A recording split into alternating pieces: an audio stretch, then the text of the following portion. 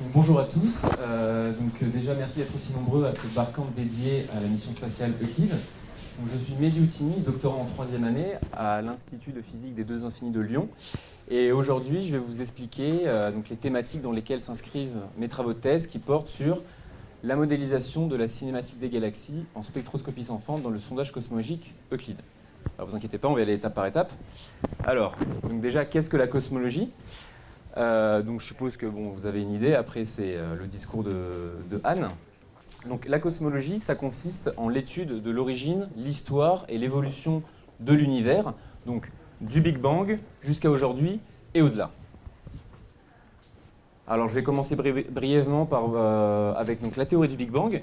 Donc tout commence en fait un instant avec une sorte de fluctuation qui va s'enchaîner avec une période d'inflation, quelques fractions de seconde après cela. Donc là, il faut imaginer qu'on a un univers très petit, très dense, très chaud, qui grandit de façon exponentielle.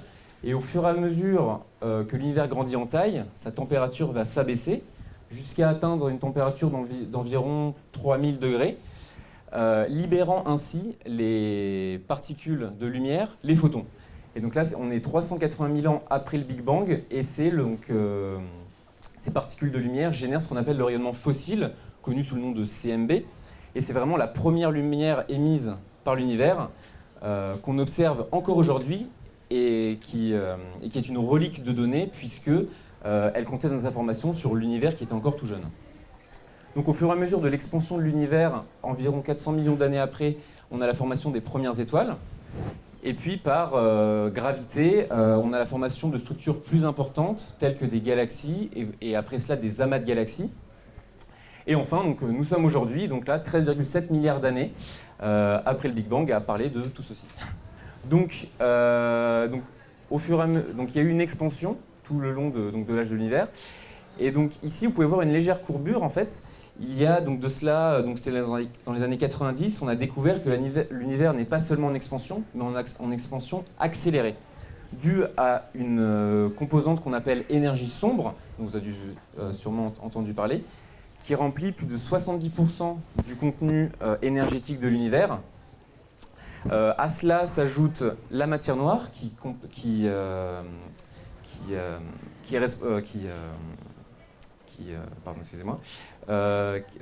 avec 25%, qui contient 25% du contenu énergétique de l'univers, qui est une matière non ordinaire, c'est-à-dire non formée de particules élémentaires telles que des protons, des photons ou des électrons. Et enfin, il y a 5% de matière ordinaire dans l'univers. Donc en fait, aujourd'hui, les questions à laquelle se heurtent les cosmologistes, c'est de comprendre les 95% d'inconnus de l'univers. Donc ça va être par exemple le but de la mission Euclide, c'est d'essayer donc de comprendre les 95% d'inconnus qu'il y a dans l'univers. Donc pour cela, on peut utiliser ce qu'on appelle des sondes cosmologiques qui vont permettre de relier les observations à des modèles théoriques. Donc on peut utiliser par exemple le CMB, dont j'ai parlé précédemment. On peut s'intéresser également par exemple à l'étude de supernova, dont parlera Martin par la suite, qui nous permet de mesurer l'évolution du taux d'expansion de l'univers avec le temps. Ou encore, ce sera l'un des objectifs principaux d'Euclide, d'étudier la distribution spatiale, donc de cartographier en 3 dimensions les galaxies dans l'univers. Donc la mission Euclide, c'est un télescope spatial de cosmologie observationnelle qui va être lancé en 2022 et donc qui aura pour but notamment de cartographier, comme je vous l'ai dit, en 3 dimensions la répartition spatiale des galaxies. Donc pour cela, il mesurera plus d'1,5 milliard de galaxies en photométrie, ce qui nous permettra d'avoir une information 2D, XY, dans le ciel. Mais à cela, il nous manque en fait la distance, la profondeur, donc la distance de la galaxie par rapport à nous. Et pour cela, en fait, en cosmologie, on utilise ce qu'on appelle le redshift. Donc le redshift, c'est le décalage vers des plus grandes longueurs d'onde, donc vers le rouge, des raies d'émission des galaxies, dû à l'expansion de l'univers. Et en fait, au premier ordre, il y a une proportionnalité directe entre le redshift et la distance de la galaxie par rapport à nous. Donc c'est un moyen vraiment très pratique pour estimer la distance d'un objet. Et donc pour Euclide, on devra mesurer plus de 30 millions de redshift. Donc là, on n'a pas vraiment le choix, on va être obligé d'utiliser ce qu'on appelle un spectrographe sans fente, qui va nous permettre donc d'avoir une cartographie des galaxies. Donc évidemment, le but ici, ça sera d'avoir les redshifts les plus précis possibles pour cartographier de manière la plus précise les galaxies pour donc contraindre les composantes sombres de l'univers que sont la matière noire et l'énergie sombre. Donc évidemment, quand on voit de tels chiffres, ça pose de nouveaux challenges, aussi bien au niveau de traitement de données, manpower, donc développement de nouveaux algorithmes d'optimisation, mais aussi des centres de calcul dédiés donc, pour gérer ces quantités phénoménales de données. Donc ici, je vous présente donc une vue, ce qu'on verrait en photométrie. Donc ça, c'est vu avec le télescope spatial Hubble. Donc là, en fait, on a la position XY de nos galaxies. Et la question va être, quel va être l'équivalent en fait en spectrographie sans fente. Alors en spectrographie sans fente, voilà, en fait, on va avoir en fait, on va obtenir des spectres dispersés pour chaque objet dans le champ. Donc là, on peut voir par exemple donc, cette galaxie, donc le spectre associé va être celui-là. Donc chaque blob principal correspond à la raie d'émission de la galaxie. Et la mesure de redshift se résume en fait à mesurer la position de ce blob sur le spectre dispersé. D'accord ? L'avantage quand on voit cela, c'est que avec une observation, on peut avoir des spectres pour un très grand nombre de galaxies. Donc on va pouvoir mesurer un grand nombre de redshifts très rapidement. Mais évidemment, c'est au prix d'effets de contamination, évidemment, parce qu'en fait, ici, on a toujours une coordonnée spatiale, mais là, si vous voulez, en fait, on a en fait mélangé 3 dimensions dans une image à 2 dimensions. Donc cette dimension ici, en fait, c'est à la fois une dimension spatiale et une dimension spectrale, en fait, de redshift. De plus, ça ajoute des effets de contamination. Si vous voulez, quand vous avez deux galaxies proches, quand vous allez disperser les spectres, vous allez avoir des problèmes de... les spectres vont avoir tendance à se chevaucher, ce qui va dégrader la précision du redshift. Donc c'est vraiment dans ce contexte que s'inscrivent mes travaux de thèse.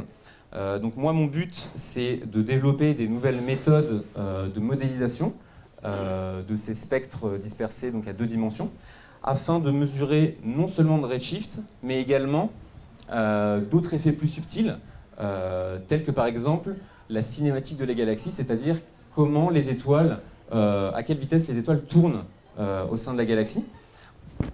Donc par exemple, étudier de tels effets a de très belles applications en astrophysique, mais permet également d'obtenir une meilleure précision sur le redshift.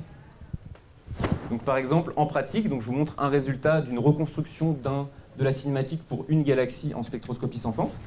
Donc en haut à droite, vous pouvez voir en fond gris un spectre dispersé. Donc ici c'est un zoom par rapport au spectre que je vous montrais tout à l'heure.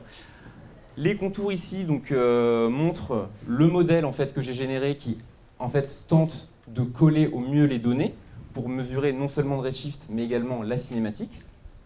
Et en haut à gauche, vous pouvez voir donc en fond gris la galaxie vue en photométrie avec le champ de vitesse reconstruit. Donc là, typiquement, on obtient des champs de vitesse de l'ordre d'environ 200-300 km par seconde. C'est-à-dire que les étoiles au bord de la galaxie donc, tourneront à une vitesse radiale d'environ 300 km par seconde, ce qui est tout à fait typique pour ce genre de galaxie. Et enfin, donc, en bas, je vous présente des résidus. Alors bon, on va pas rentrer dans les détails, mais très rapidement, un résidu, c'est quoi? C'est juste en fait la différence entre les données et le modèle. Et donc ce qu'on veut, c'est rendre ces résidus les plus proches de zéro possible, donc les plus homogènes possibles. Donc là, par exemple, ici, on peut voir un résidu qui modélise uniquement le redshift, sans tenir compte de la cinématique.